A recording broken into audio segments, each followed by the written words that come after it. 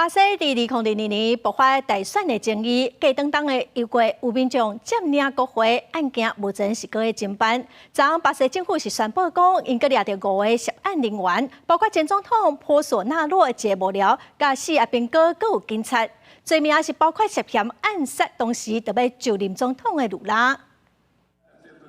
2024年的G20国峰会将在巴西里约热内卢举行。第4个元首巴西总统卢拉亲自主持，就伫咧场内热烈讨论气候变迁等议题时阵，场外除了抗议活动，9000外位维持安全的军警，其中有4个人被逮捕讯问，理由是因涉及2022年12月15企图暗杀迄当阵的总统当选人卢拉等政府高层。Se isso se confirmar de que planejou o assassinato de presidente eleito e vice-presidente eleito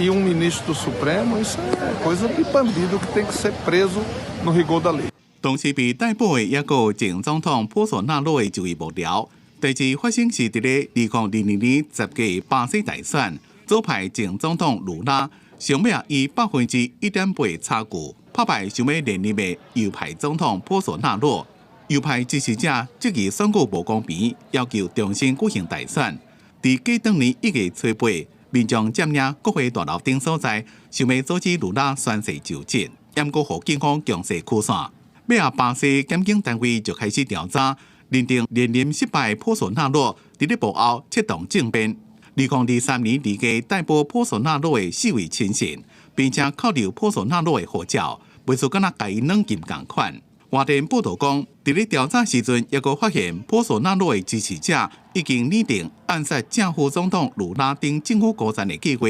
所以伫咧召开G20峰会期间，继续逮捕涉案的人员，其中4位军警也是伫咧执行保安任务的时阵被羁押。公司新闻徐嘉玲编写。